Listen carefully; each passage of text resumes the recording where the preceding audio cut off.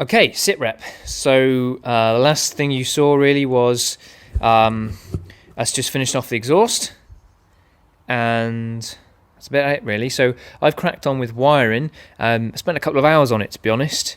I would think, probably, don't really know. Still fiddling.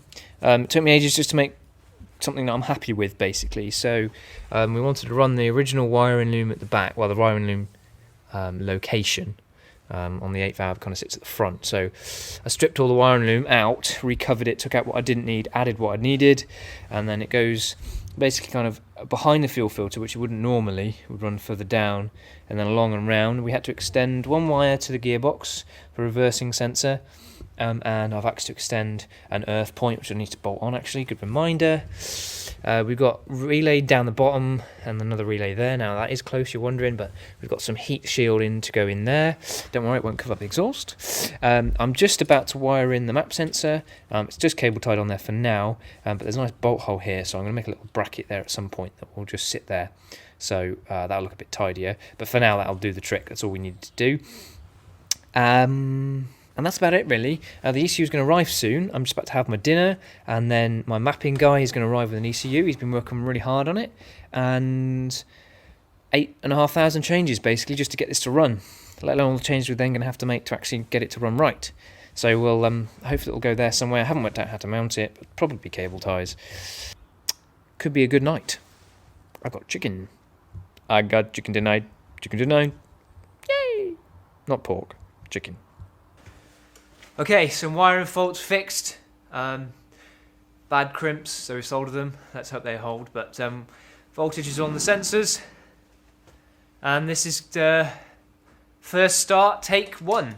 My bet is that it does nothing. And the guy in the driver's seat says it'll run away. So my hand is ready to stick over the inlet. So let's just make sure there's no tools in the way. And there's no dips. There's a dipstick in the way.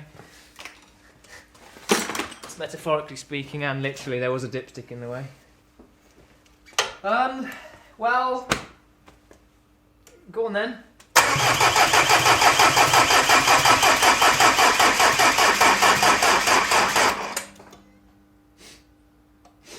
Need a second battery. Okay, take 3. Well, that's even worse.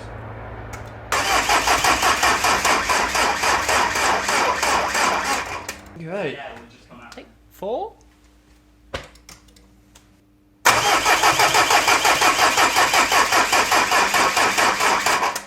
Not firing yet, is she?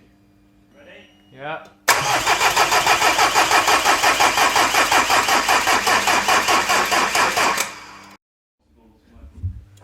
5. Yeah, away. Hang on.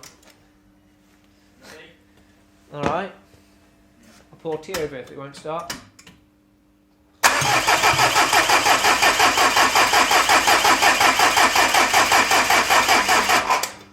Okay, update. So, it didn't start. Also, think we goosed the ECU. I'm going to change an earth point from chassis to a head. That might stop the ECU being goosed. However, there was definitely issues with the battery that I had in here. Had to have a charger fitted even just to get it turning over.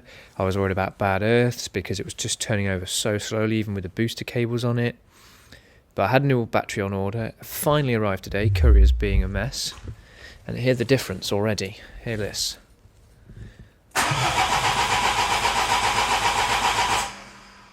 Yeah, sounds a million times better, doesn't it? So, anyway, she still won't go. So I'm going to check some things. I'm going to just make sure earths are okay. Check the pins from the cam sensor to the ECU because we weren't getting cam crank synchronization. If that checks out, what we'll need to do is ensure I'm not going to fry another ECU by checking earths. I think I've said that already. And then I'll just check the timing. I can't believe I've got it wrong. But anything's possible. I'm not mean to sound boastful, like, oh, I can't get something wrong. But I'd be surprised if I got it wrong, if that makes sense. But I'll check it, because sometimes it's the simplest things. Okay, so we've fixed the earth wiring. Crimps, I hate now. Anyway, done some wiring touch-ups, checked that the pins go from there to the cam sensor, and they do. We'll just see what it does. I don't think it'll start, because I think the ECU's goosed, but I thought I'd better record this, just in case it does start, and I missed the first start. Does that make sense? I don't know. Right.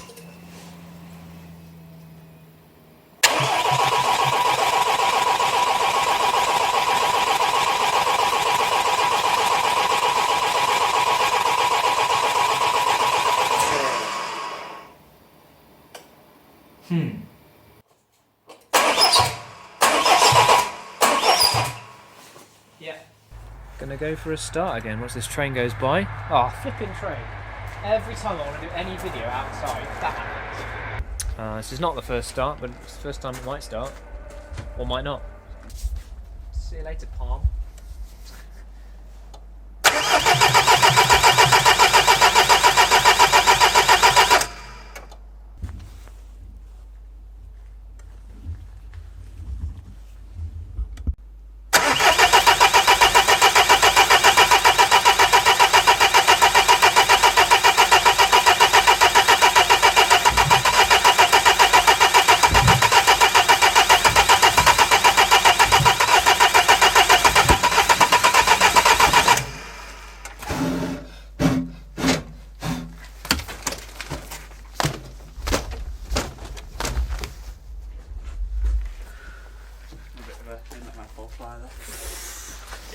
I have checked the Bitron relay with a spare one in the 206, which I know works, and that's fine. The readings I'm getting are a bit strange on a couple of sensors, namely the fuel pressure sensor. So I had a spare HDI loom that a friend who does 306s, like he lives them and loves them, he had it spare, but he only got it spare for a day. So late tonight I ripped off the other loom and put this loom on, sort of a little bit haphazard in places, but plugged it in all the necessary places, and I'm getting the same readings. So, don't know. But I'm going to put the camera on a stand and give it a crank. See what happens. Prediction is it does exactly what it did before. Coughs. It does pretty much nothing other than successfully pump air. Well, not even that successfully, to be honest. Right, here we go.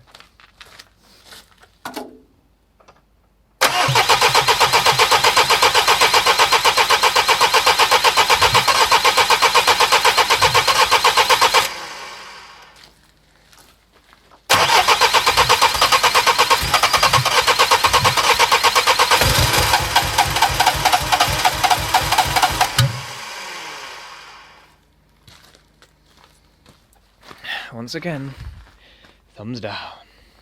But please give the video a thumbs up for effort. So, we're going to give it a bit of a try. I've changed the plug over. We'll talk about it later. Maybe we shouldn't talk about it later, if it works. Here we go.